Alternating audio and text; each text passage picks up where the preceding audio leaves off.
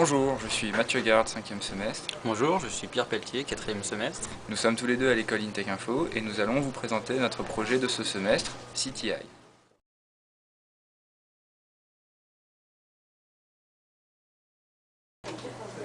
L'application a été faite en 4 mois.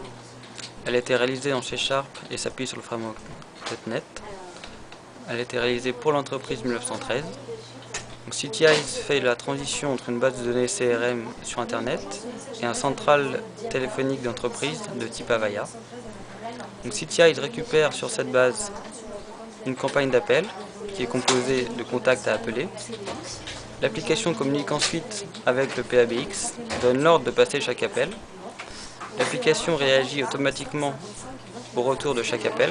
Par exemple, si un contact est occupé, CTI le rappellera ultérieurement au cours de cette campagne. Bonjour, je suis Roland Massenet, le président de la société 1913. Nous sommes les premiers distributeurs d'offres Bouygues Télécom auprès des entreprises en France. Et nous devons notre succès à la qualité de travail que nos équipes commerciales exercent. Et pour qu'elles puissent travailler efficacement, on développe des outils informatiques qui les aident à être plus productives. Et parmi les nouveaux projets que nous avons lancés, avec Mathieu et Pierre, nous travaillons sur un projet qui s'appelle CTI, qui va permettre à chaque commercial de rappeler un groupe de clients identifiés sans avoir à numéroter leur numéro. Donc c'est un outil de numérotation automatique et successive qui permet à un commercial d'être très efficace dans le rappel de clients qui, par exemple, ont manifesté leur intérêt pour nos produits. Grâce à ce logiciel, nous allons développer la productivité commerciale et nous allons être capables d'attaquer des cibles de plus en plus difficiles à atteindre par des canaux de communication classiques. Alors, la première chose à faire quand on utilise CTI, c'est de se connecter au CRM, donc Salesforce, puisque c'est de là que vont être chargées toutes les données. Donc pour cela, on a un formulaire, le commercial se connecte avec son login et son mot de passe habituel. Voilà.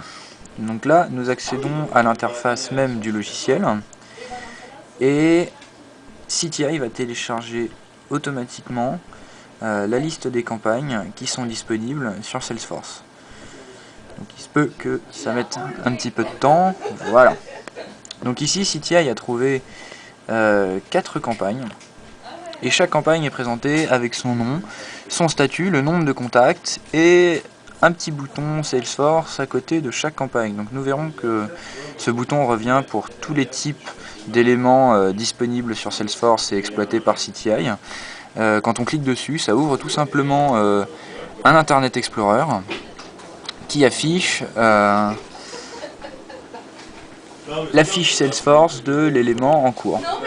Donc là, par exemple, nous avons l'élément campagne en cours, mais si je clique sur le bouton Salesforce de la campagne SFR Test, ça va me charger la fiche SFR Test. Voilà. Donc pour cette démonstration, nous aurons 4 contacts dans la campagne. Le premier sera volontairement ignoré par CTI. Le second aura un numéro de téléphone erroné. Et les 2 autres contacts seront ces 2 téléphones. Donc celui de Pierre et le mien. Donc nous verrons comment CTI réagit et comment les appels sont transmis par les commerciaux. Voilà, donc à partir de là, une fois que les campagnes sont chargées dans CTI, le commercial peut sélectionner une campagne de son choix et commencer à l'utiliser. Voilà, donc nous allons sélectionner campagne de test qui est prête et qui contient 4 contacts. Voilà, donc CTI va télécharger les contacts que contient cette campagne, que voici. Donc le premier, Thomas Gros, est ignoré, c'est le contact ignoré. La pastille jaune à côté de Mathieu Garde signifie que ce sera le prochain contact à être appelé, c'est-à-dire le premier contact à être appelé quand on lancera la campagne.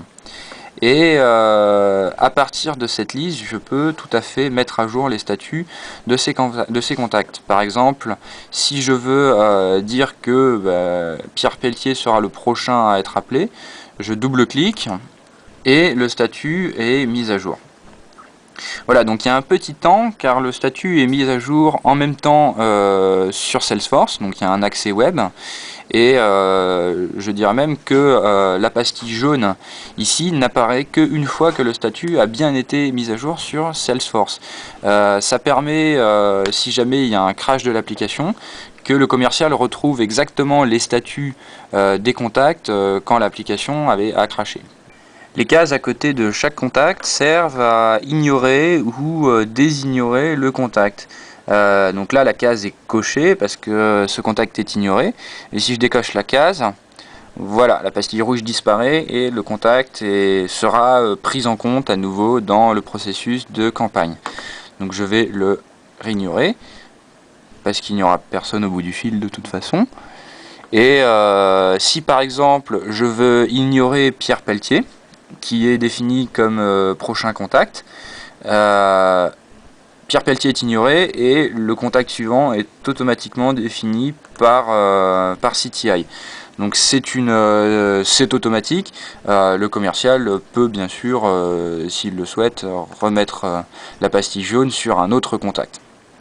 C'est juste une question d'ergonomie. Les statuts des contacts peuvent également être mis à jour par le biais d'un menu contextuel. Donc par exemple, Mathieu Garde. Il y a plusieurs actions possibles: définir comme étant rappelé, définir comme appel suivant, ignorer et réinitialiser le statut. Donc par exemple, définir comme étant rappelé, c'est marqué par une pastille orange. Voilà, donc je vais réinitialiser le statut, ce qui a pour effet d'enlever toute pastille, c'est-à-dire dire que le contact est dans le processus normal de la campagne, qu'il n'y a pas de restriction particulière et qui sera pris en compte en priorité. Nous avons vu que nous pouvons visualiser les campagnes dans Salesforce. C'est également possible pour les contacts. Ils ont toujours le bouton à côté. Et quand on clique dessus, un Internet Explorer est chargé à côté. Et la fiche du contact est présentée. Donc Monsieur Pierre Pelletier. Je vais sélectionner Mathieu Garde 2. Voilà. Et Mathieu Garde 2 est chargé dans Salesforce. Et ce pop-up arrive de manière assez inopinée. Voilà. Donc nous allons maintenant rentrer dans le vif du sujet, puisque nous allons commencer la campagne et débuter le processus d'appel. Voilà, donc les contacts sont chargés, prêts à être appelés. Le prochain contact est Pierre Pelletier, je mets en lecture. Voilà, donc Pierre est appelé et nous voyons qu'un téléphone orange se place à côté du nom.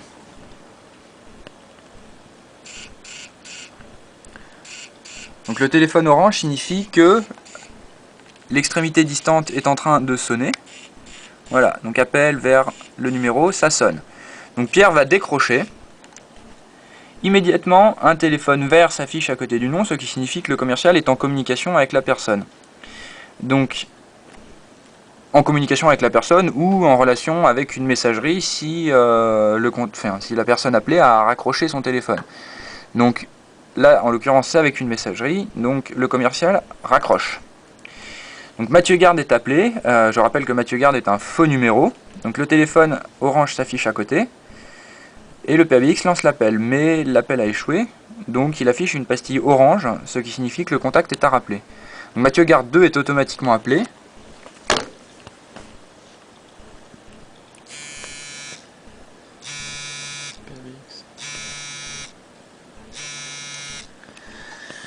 Voilà, donc Mathieu Garde raccroche, et Mathieu Garde, qui était un faux numéro, va automatiquement être rappelé par CTI. Je raccroche, voilà. Donc Mathieu Garde est toujours un faux numéro, donc ça ne va toujours pas marcher jusqu'à ce que le commercial modifie le numéro sur Salesforce et rendre le numéro correct. Nous allons pour finir vous présenter les fonctionnalités pendant les appels, donc à savoir mise en pause de l'appel et la montée de fiche automatique. Voilà, donc comme on l'a vu précédemment, les contacts sont chargés, prêts à être appelés, et Pierre est le prochain sur la liste. Donc je vais appeler Pierre. Voilà. J'ai mon téléphone dans la main et celui de Pierre va sonner très bientôt. Voilà. Donc Pierre va décrocher. Ça y est. Allô? Allô? Voilà. Bonjour. Tu peux t'éloigner s'il te plaît, il y a un petit écho. Comment allez-vous? Oui, ça va très bien, merci.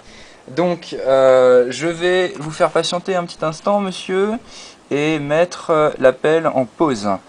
Voilà, donc l'appel est en pause, Allô? et Pierre Allô? n'entend plus rien quand je parle. C'est absolument normal, enfin il est à côté de moi, mais au téléphone il n'entend plus rien. Et une fois que j'ai choisi de reprendre l'appel, je clique sur ce bouton, et voilà, nous sommes de nouveau en communication, monsieur. Je vous entends de nouveau. Voilà, nous sommes à nouveau réunis, c'est formidable. Voilà, donc Pierre va maintenant raccrocher, et nous allons voir la montée de fiche automatique. Donc, Mathieu Garde est automatiquement appelé. Voilà, donc ça sonne, mais c'est un faux numéro. Et maintenant, c'est Mathieu Garde 2. Et la fiche de Mathieu Garde 2 est automatiquement montée par CTI. Voilà, donc on peut recommencer l'opération. Oui, mon téléphone sonne. Donc je vais réinitialiser le statut de Mathieu Garde. Voilà, je raccroche. Mathieu Garde va être appelé et nous voyons que sa fiche est automatiquement chargée. Voilà, c'est la montée de fiche automatique. La page chargée est celle de Salesforce et à l'instar du clic sur le bouton Salesforce, sauf que là c'est automatique.